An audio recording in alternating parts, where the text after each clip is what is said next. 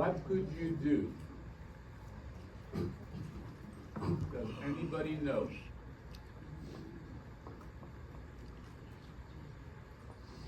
I'm going to let you think about that.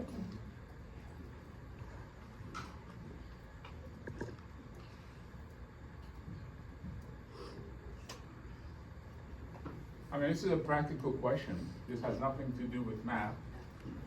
Yes, go ahead. If you know the high, right? 80% accurate. You can long it, right? Excuse me? Is that what they say? You can long it, like short, long. Yeah, You well, can put a long position. you know what the next bar's high is going to be. So I tell you, tomorrow, let's say the stock is at $100 today. Now, you know, the market closed, you go back to your office, you got all your data, and you say, okay, ooh, I'm gonna run my algorithm where I know it's 80% accurate. And it says tomorrow, the high is gonna be $110.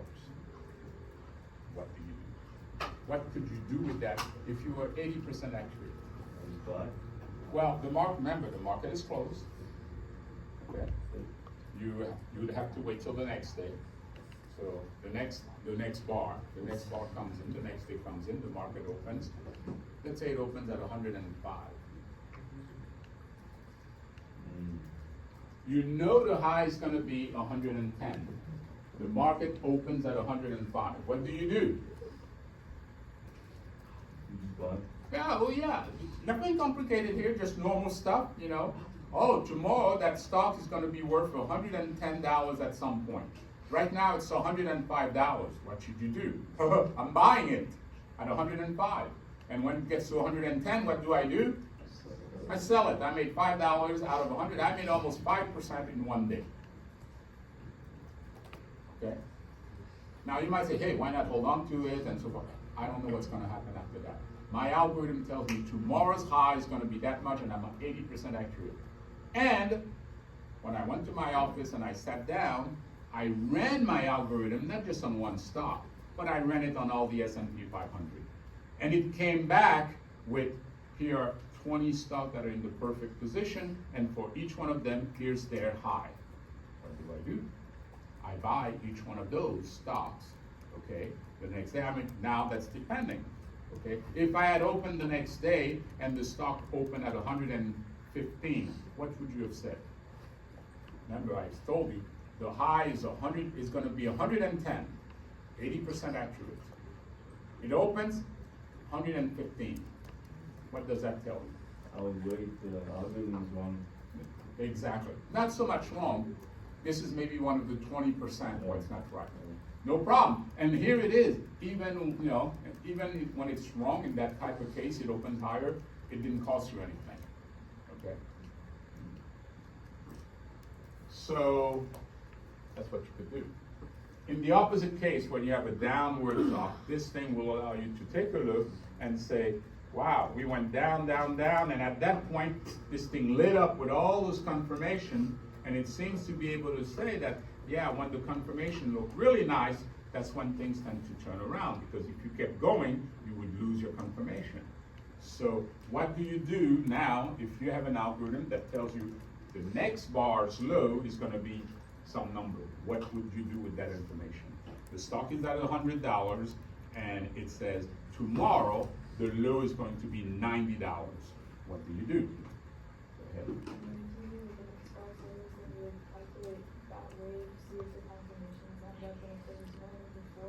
Well, it's telling you, it's done all of that, and it says the next bar, the low is going to be 90. Right now, you're at 100. So let's say tomorrow, the stock opens at 95. But you know 80% sure that it's going to go to 90. What do? I'm opening at 95. What do I answer? Go ahead. Buy at the low. Yeah, you say you buy at the low, but you don't know if you're really gonna get there. Remember, it's 80%, but you can place an order. Buy at the low, or maybe a little bit above it to make sure you grab it, okay? Because it may say the low is gonna be $90. Well, if other people are using something similar, you may have a lot of orders at $90, okay? and maybe you're number 100 in line because your order came in after a whole bunch of other computers placed their orders. So when it gets to $90, all these orders kick in and the price starts going up. You wanted to buy at 90, by the time your order comes in, the stock is no longer at 90, it's at 92, whatever, and you missed it. So you might say, yeah, it's gonna go down to 90, I'll buy at 91. That way, as it's going down, down, down, I'm sure to grab my thing at 91. It's gonna go low a bit, and then it's gonna turn around, okay? So you can just place an order, and then you would say, because I got it at the low, I don't want to risk for the future, I'm going to sell my stock at the close of that bar. Okay? And again, if you identify, let's say you identified out of 500 stocks, you identified 20 that are in the right position, you can place your orders on all 20 of them. Now, maybe not all of them will reach that price, or you might miss it by just a little bit. It happens. I'm gonna buy at 90, and the stock gets to $90.10 and turns around. It looks really nice on the chart, like, wow, it really got really close to that there, but you missed it by 10 cents, you don't get the order. Okay, that can happen. So out of the 20 you identified, let's say 10 of them do their thing and hit the price. You bought 10 of these stocks. And let's say that out of these 10, because it's 80% accurate, let's say roughly 8 of them work out, 2 of them fail. Are you coming out ahead nevertheless? Most likely, yeah. And you're only holding on to that stock for 1 bar. Here it would be 1 day. In other cases, it could be 1 week, or if you're doing monthly bars, you do 1 month. And when you do the monthly bar, you have a lot less work to do because you only need to run your analysis at the end of the month. Okay, when the bar is finished, now you can analyze, say, can I tell what the next low or high is going to be? Okay, so over here, now that it's finished doing its thing, I think, yeah, I didn't complain finally. I'm going to, let me see, draw the picture, okay? And right now it's got 10 confirmations.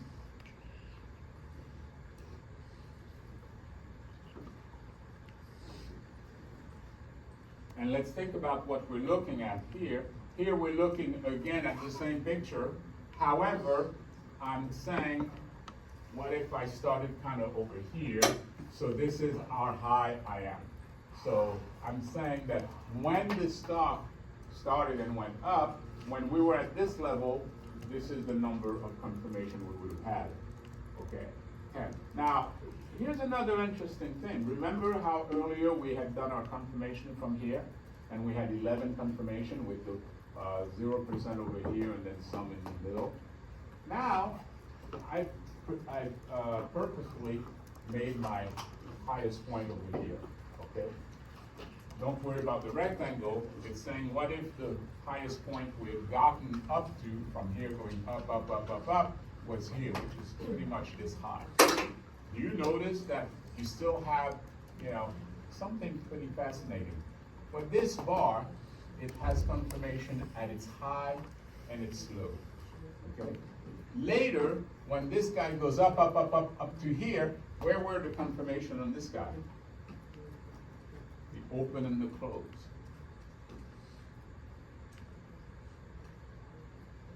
And the Fibonacci that hit those don't exist yet. Okay? If I'd gone a little bit higher, there'd be a confirmation here, there's a confirmation here. Notice how this guy here has 2 confirmation, one on its open and one on its high. Those things will switch and there'll still be 2 confirmations from somewhere else. This guy here only has 1 confirmation. This one over here, which doesn't have confirmations later, but at this point does have 2 confirmation, one here and one here. It's like a game. Something is going on. So I'm researching this stuff and you're privy to it. You know, one of you bright mind, well, you cannot just be bright, you have to be interested. In fact, better be interested and dumb than smart and uninterested. So if you can be interested, there's something to look at. In fact, if you look at Anybody notice something bizarre here? Look at all the lows. What do you see with all the lows of every candlestick?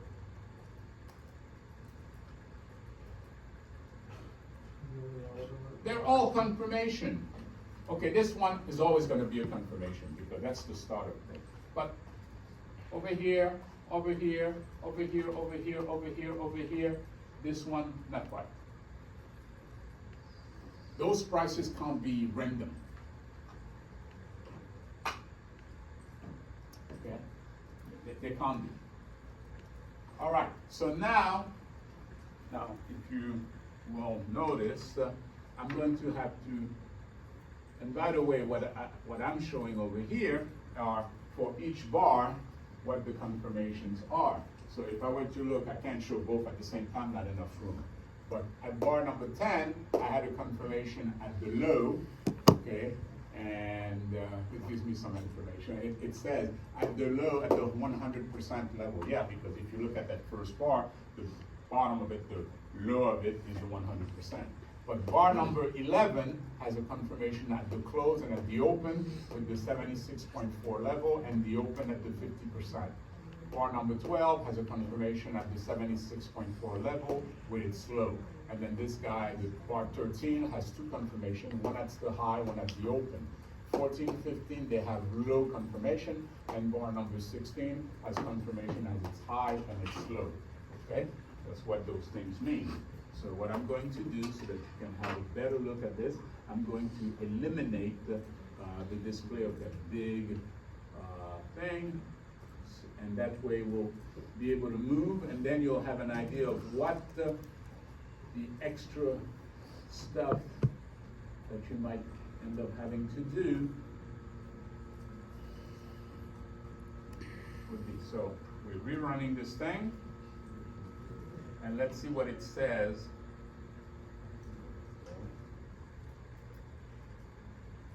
All right, so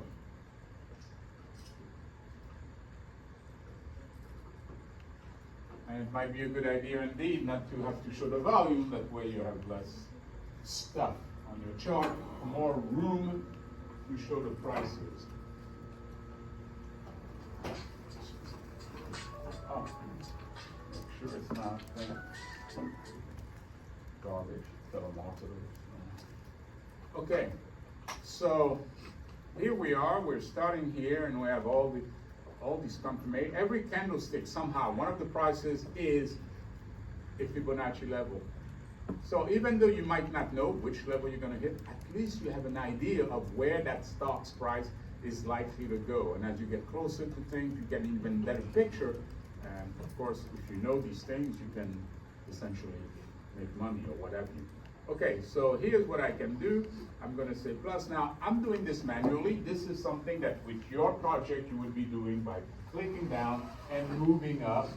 And you would move up and you would move up to here. So you would be going from here, you would move up to here. And while keeping your finger down, the mouse down, you could see, because you're going to be displaying these guys, you would be able to say, oh wow, I see the confirmation, and also you would be able to see what the number of confirmation is, okay? So you would say, all right, then you would say, let me move it, no, again, without letting go, you could say, let me move it up a bit. That should show you the new Fibonacci levels, the new number of confirmation, and the new confirmations, okay? So if I do this here, I'm going to go up a little bit, okay? Here we are. I just went up a little bit, and now the number of confirmation went to 8. If you look, I'm gonna go back to where we were, okay? Right here, and it's telling us you have 10 confirmations. That's where we started, assuming that, let's say we have done from here, and that we're sitting right at this price level, okay? All right, let's go a bit up. You can see this is what happened, and our numbers did go down a bit. We have 8 confirmation, okay? We go up some more. We have 9 confirmation if we go up a bit more. We go up some more, 9. Now imagine this is you dragging up and keeping an eye on things. 9, 6 confirmation, 6, 8, 8, 6, 3, okay? Notice that as the stock is going up, at this point, you only have 3 confirmations. The picture doesn't look all that wonderful. In fact, the only confirmation, those 3 confirmations are 1, 2, and somewhere there's a third one hiding somewhere in there. I don't see it. 1, 2, somewhere there's a third confirmation, which I don't see. I'll have to check. Oh, I know what it is. It's not a support or resistance. Okay, no problem. You go up a bit more. Boom, it went up to 7. Boom, it went up to 9. So now, where we are, see where we're closing? It's 9, but we want to see what goes on. Still 9. Now it's going 10, 11. So starting at this point, if we had stopped at that point here, we'd have something like 11 confirmation. And here's another thing interesting. This guy, when it was created a few days ago, or a few days before this guy, those 3 prices now are 3 confirmation.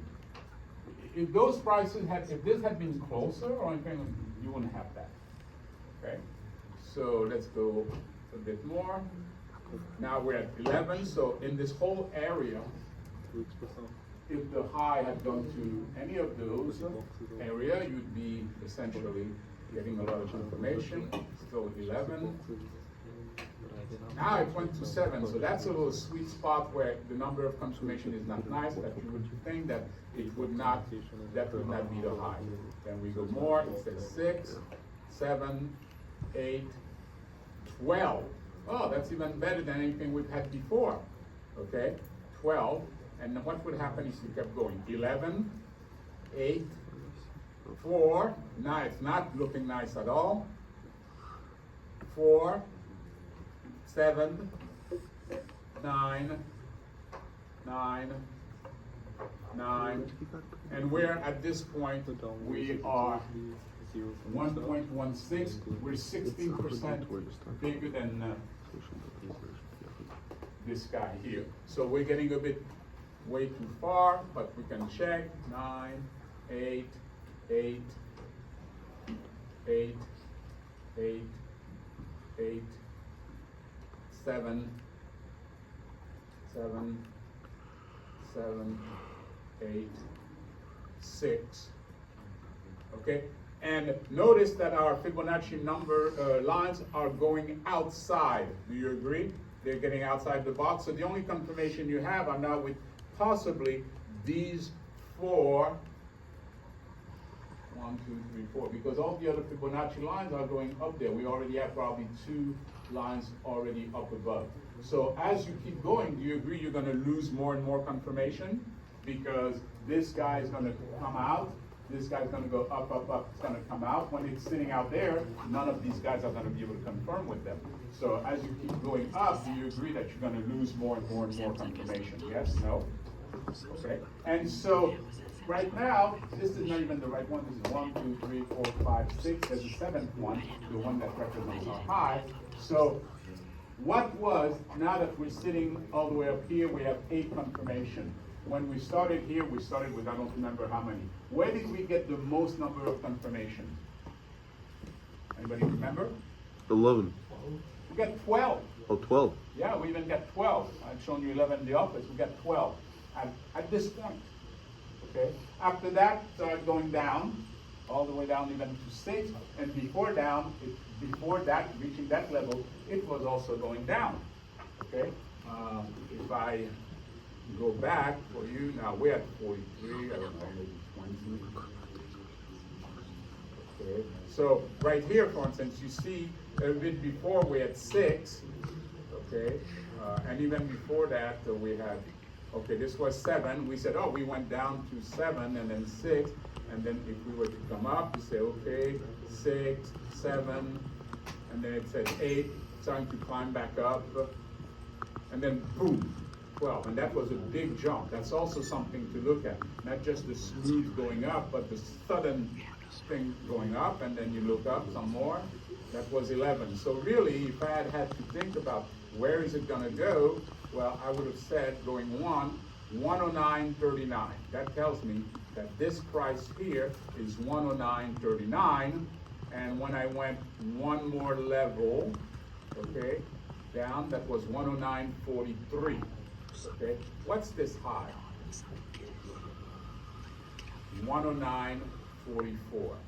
Now, if you had said the high is going to be 109.39, would you have shorted that day or sold it, whatever you had? You would have, and you would have missed an extra 5 cents, but you would have had it pretty much where this thing hit its peak. The peak that we got was 109, as it says over here. Whoops. As it says over here. This.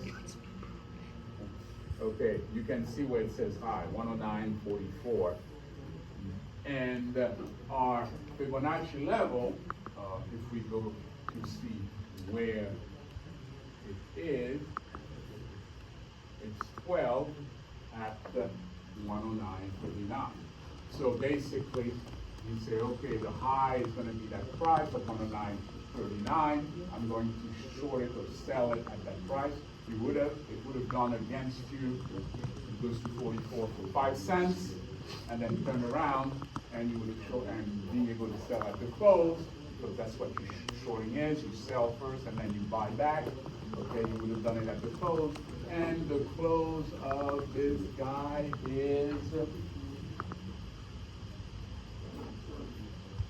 108.69. So you would have bought at 109 something, and you would have closed at 108 something. This is 1 day. It's a bit less than 1%. Damn, what's that? Well, it's more than what some banks will pay you in 1 year in interest, but you did it in 1 day. Okay. So now you, with your application, okay, product 3, you would have started with your mouse down over there, mouse move, and then you could have just slowly gone up, up, up, up, up, all the while watching your confirmations go up and down, and then you would have said, wow, there was an 8 right around there, let me see, keep going, going, going, going, and say, wow, after that it went down. So you go back, where was it 12? You say, okay, that looks like it's going to be where the high is going to be. If you were doing it the other way around, you would have gone down, down, down, down, down. Ooh, 12 confirmation, and you would have just gone down, down, down. Say, okay, right about this point is where it's going to probably be the low for the next day. If I know the low, I know where I can buy. Okay. But all of this, I mean, you'll be able to see your own application, your own tool. Your own tool is actually better than what I showed you, because I can't do the mouse thing there. I have to go figure it out in Mathematica to do the equivalent of that rubber banding and so forth. Okay?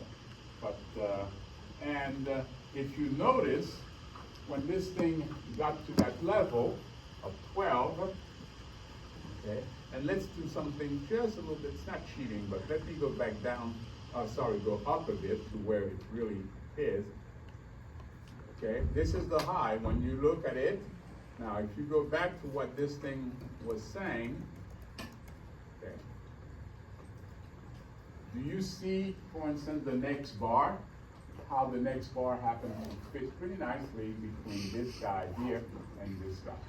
Okay, so that also can tell you something about that.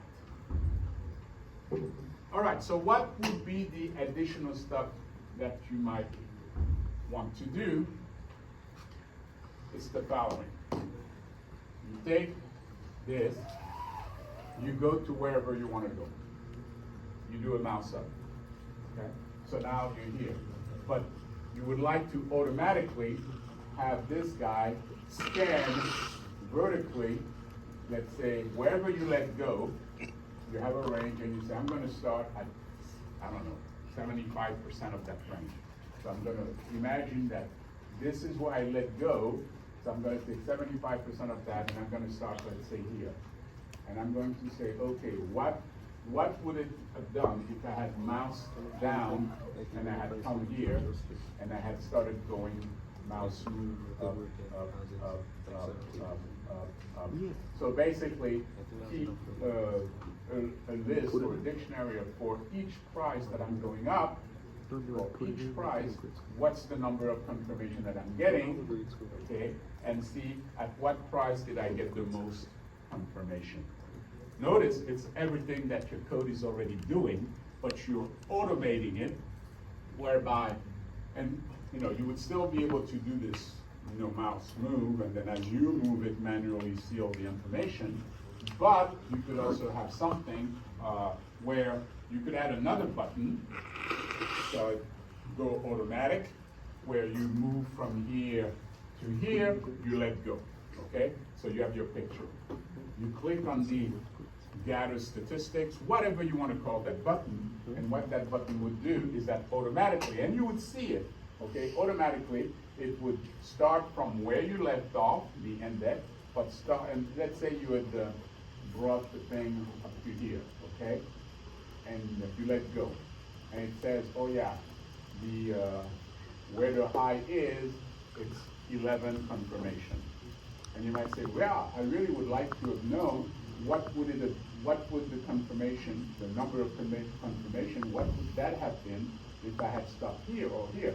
So what you can do, you can bring yourself to here, let go, and let this thing automatically go up, up, up, up, up, up, up, up, up, up, up, up, past this point, so that you can see how many confirmation would I have had here, here, here, here, here, here, here, here, here, here, here, all the way up to here, and then say that, wow, it's, if you were able to look at it as a chart, you might say it does something like this, and then goes up, and then comes down, and say, oh, wow, my number of confirmation is kind of low here, it stays the same, goes up a little bit, low, low, low, low, bang, over here it goes up to 12, and then goes to 11, and then comes back down to 6, and low, low, and therefore you say, haha, this tells me the area. But you do it automatically.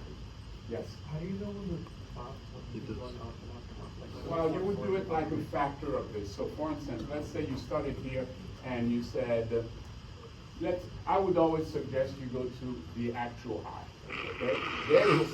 Now you say, well, you want to start a certain percentage below and go a certain percentage above, so that you can see what do the number of confirmation look like around that high.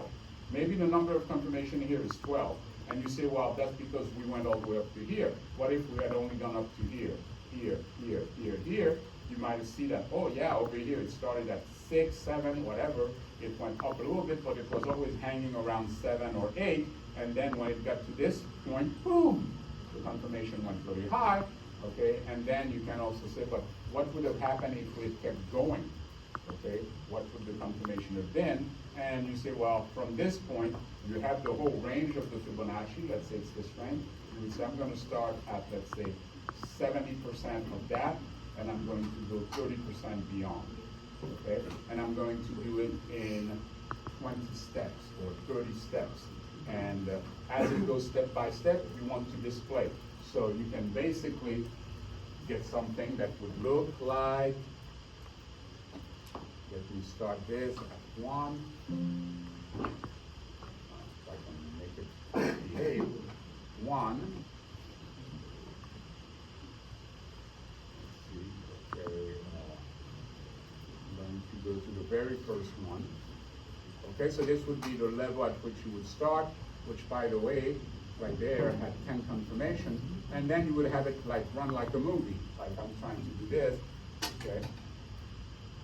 But mine does it in a very special way, and as it's running like this, you would keep track of, where the maximum occurs. But this thing does it in extra steps. I have to find out how to make sure it goes in specific steps, okay? And your thing could just keep running, or it could run one cycle. You could say run it again. So I'm thinking of adding that. But notice, even if you were asked to do that, there is nothing really that much more, except perhaps that extra button that would do a, run this automatically, would do the thing.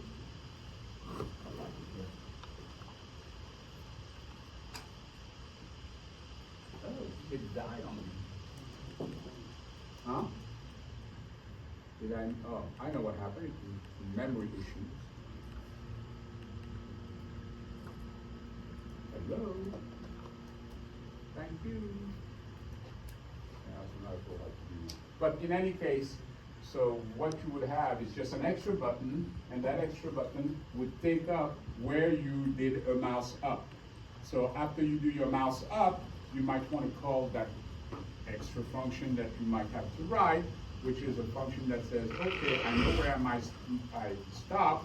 I want to go 80% and 1.2%, that's a 20% above, and I want to run 1% at a time through all these new highs and see what the number of confirmation is, as well as redraw. So instead of you redrawing on a mouse up, okay, or a mouse move, I mean, you still do that, but now you have a function that automatically does the equivalent of a mouse move, but where your mouse would have supposedly moved up a little bit.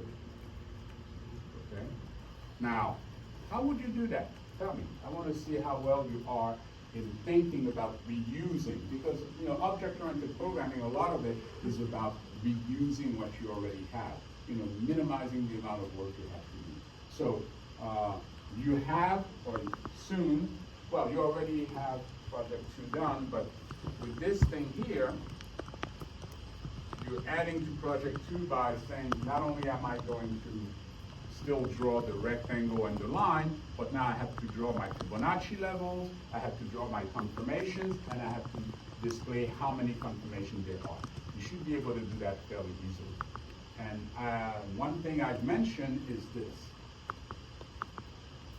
Avoid having all of your code in an event handler. Some people will say, okay, when there's a mouse move, I'm doing all of this stuff. Okay, I'm going to go in, I'm going to draw the rectangle, I'm going to draw the line, I'm going to draw the Fibonacci line, I'm going to calculate my confirmations, I'm going to display my confirmations, and I'm going to display the count of confirmations. Yes, you need to be able to do all that, but do not put all that code in an event handler. Why? That's a lot of nice functionality. For instance, you might have something that, in your event handler, you display your confirmation, you display your Fibonacci lines, you display your rectangle, you display your diagonal line. If you have the code, like the anchors, add annotation, all of that in your event handler, that means that if some other function wanted to use that functionality, like, display the Fibonacci lines and so forth, it wouldn't be able to do it unless it somehow invoked the mouse move event handler. Do we understand that? If all the code to display, okay, to count the Fibonacci confirmations and so forth, if all of that is under your event handler, someone who wants to do exactly that, some other function, would have to somehow either copy that same code in itself or fake calling a mouse move. So what you do instead is you write for the form methods that display the rectangle and the line. Methods that display the Fibonacci. One method that, let's say, displays the Fibonacci line. Another method that, given the Fibonacci levels, can tell you what the confirmations are, how many there are. Now, your mouse move event handler simply, in its code, may have 3 or 4 lines of code, each one calling these things. One line might be, go draw the rectangle, go draw the diagonal line, go draw the Fibonacci levels, go draw or go find the confirmation, draw the confirmation. All of those are standalone functions that your event handler can call. Now, if another event handler or another method needs those, it can just call these functions that you've written that do the work. So now the event handlers call this function. Somebody else, independent of the event handlers, can also call this function. Okay? Do we kind of understand? I mean, you would understand that if you tried to solve the problem, and you might say, oh yeah, that's what I did. I have an event handler and it's got 50 lines of code doing all the work, the nitty-gritty, like setting the anchor X, Y, and those type of things, adding the annotation. And you say, yeah, I have another function that needs to do that, so either I rewrite all that code, or somehow I fake calling my event handler. Okay? Now, all is not lost if you put everything in an event handler. Because you say, well, that does everything, such as your mouse move. Do you agree? Mouse move is really the one that makes you redraw the rectangle and now draw the Fibonacci lines and everything. Do we agree with that?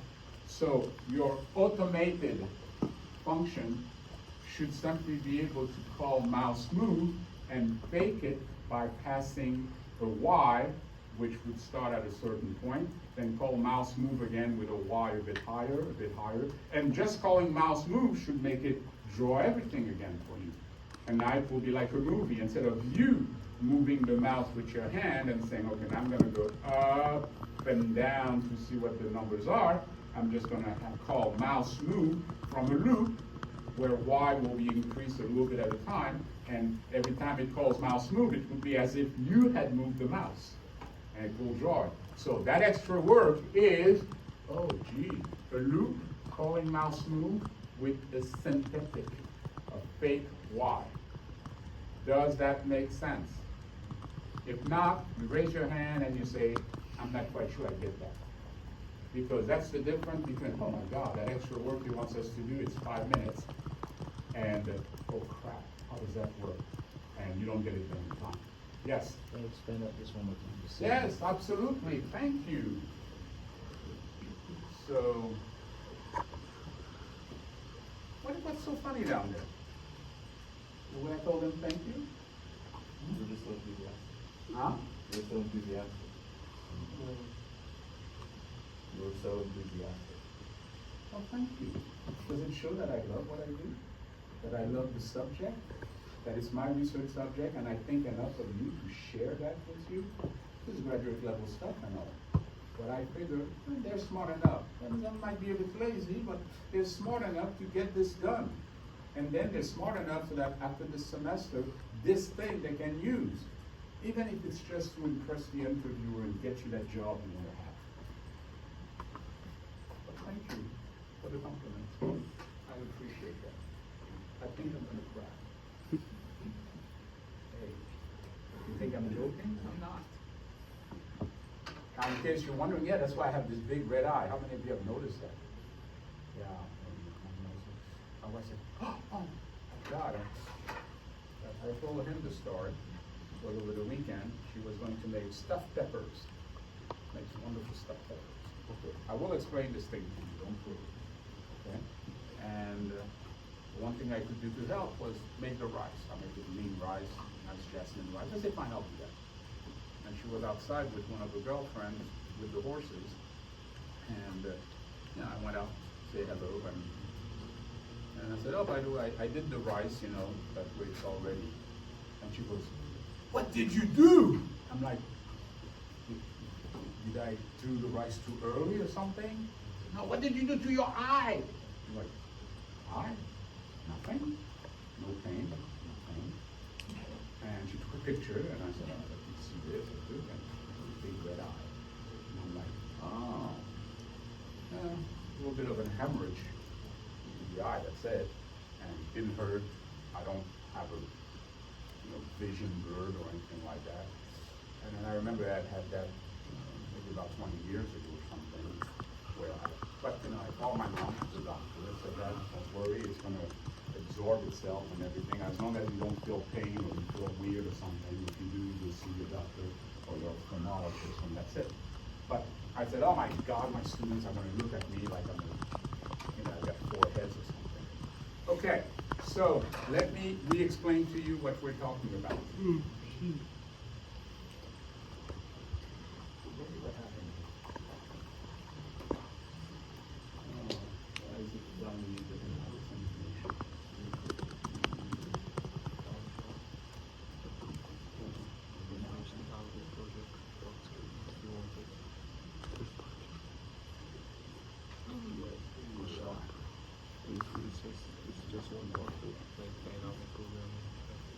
Alrighty. So we'll explain, and for those of you who were too shy to ask, oh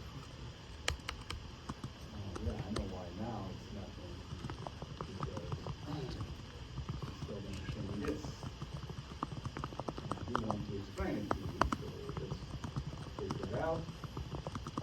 When it crashed, I hadn't saved the new settings.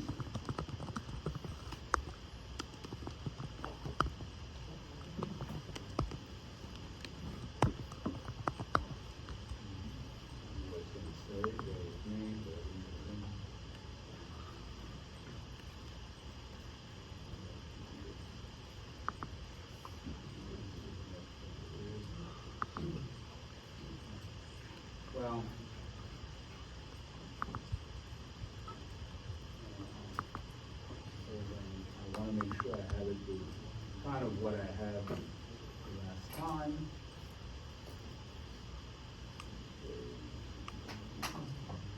Yeah.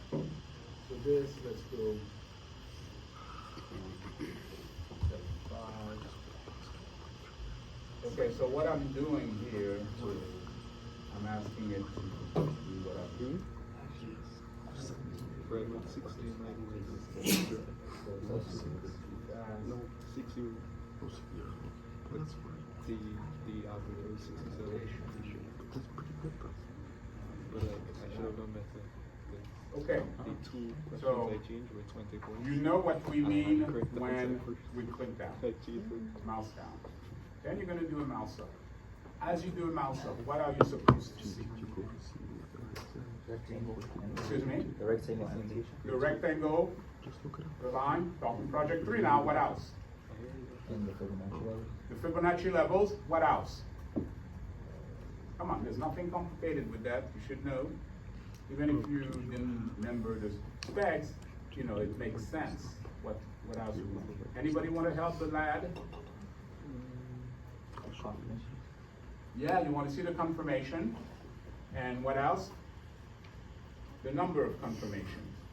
Does that make sense to you? Yes. Okay? So here's what you should be seeing. Okay? You did a mouse down, you did a mouse move, and as you do a mouse move, you see all the different Fibonacci levels appear, and associated with each Fibonacci level, you get to see the confirmation. Okay? That's as you do a mouse move. In fact, every time you move the mouse, what event handler are you calling? Mouse move. I mean, yeah. Okay? And the moment you do mouse move, your mouse move should draw this picture. In this case, we're here. Now, that's not what you would see. You would see this rectangle like this. The Fibonacci level is associated with that. You would see the confirmation associated with that. And you would see somewhere a little text box showing you how many confirmations. Okay? Now, when you call mouse move, what arguments are passed to it? Have a look. You must be using that somehow. Or is it just ChatGPT doing the work and you have no clue? You can look now, you know, it's not something you carry in your head all the time, but does anybody know? When you get a mouse move, what arguments do you have? Is there an argument passed? Yes? Well, yes, and what is that argument called? Look at mouse move, put your mouse on it, it will tell you what argument it is back. Or look at your event handler, see the function, you know, button click or mouse move, what is it called? Event args. Huh? Mouse events args. Yes, my mouse event args, and what's the name of the variable of that type? Mouse event args, and there's a name of the variable, of the argument. That's the type, E. All of the event handlers, if you look, you will see that, yeah, the event handler, it takes, well, passes you, okay, or when it gets called, you see that it gets called with some parameters, and one of them is called mouse event arg. You see that. And the name of the variable is E. And if you were to look at E, like put your mouse on it, or you go to mouse event args and you say, hey, what is a mouse event arg? It's a class. You would see that it's got a variable, capital X. It's got another property, capital Y. Oh, when the mouse is moved, that's the X and the Y where I am. Okay? So, if you want to do this automatically, instead of having your finger do the mouse move, can't you do a loop where you call mouse move and you change and you pass, because now you have control, you're the one calling mouse, and where you pass it a mouse event argument where the Y is increased or decreased every time you call it in the loop. Do you see what I'm saying? If not, just say I'm not quite sure yet. Just go ahead. You are sure? Okay. All right. So instead of you moving with your finger and then having the operating system said, oh, you move the mouse, let me call mouse that event handler and pass it the argument X and Y. in the form of an E. Let me create an E object where I'm gonna set X and I'm gonna set Y, okay? Or what you can even do, you can save the last one that your mouse, like when you did a mouse up, okay? You can get the argument of the last mouse move you had, although I think the mouse up has the same argument, okay? Take that class, that object, and all you have, bless you, and all you have to do is, in a loop, change the Y location of that event, okay? And then call mouse event arg with that argument.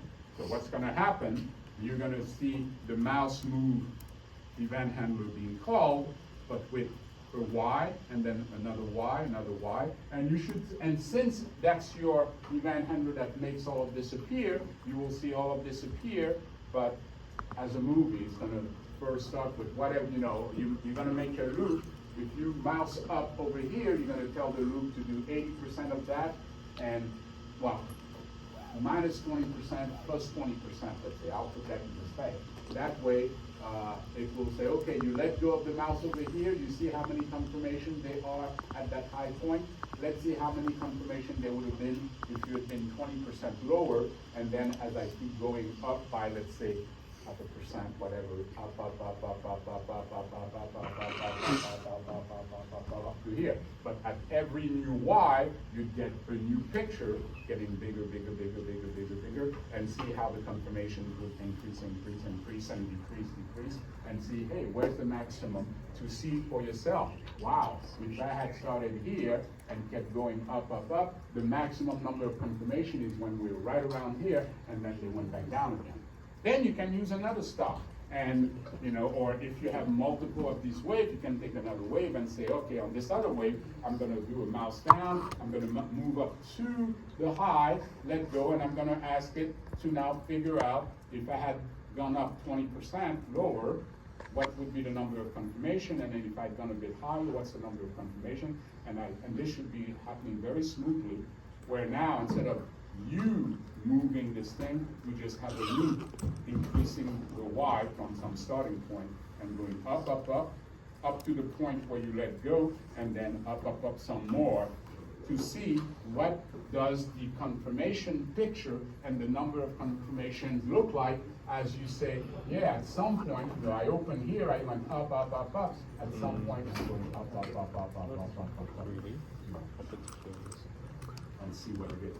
Do we see what we're doing? Do we see how that extra thing is just maybe you having one extra button such that when you click on it, it remembers where you did a mouse up, okay? And if you want, you can even make it that when you do the mouse up, you automatically do that process where mouse up, it goes down 20%, past 20%, and you can see all the way along what did the number of confirmation look like, so that you can say, wow, right where we have our high was where we had the largest number of confirmation, or we were really close to that at about that point. Okay? Then you take another one, okay, another stop, another wave, let go, and then see it go down, and then go, and tell you where the maximum number of confirmation takes place. And then you can see for yourself, does this indeed happen right where the number of confirmation looks the best? Okay? So, yeah, if I do that, which I probably will, I will add that to the specs, but again, it's nothing that's gonna cost you, oh my God, you just added this, it's gonna be another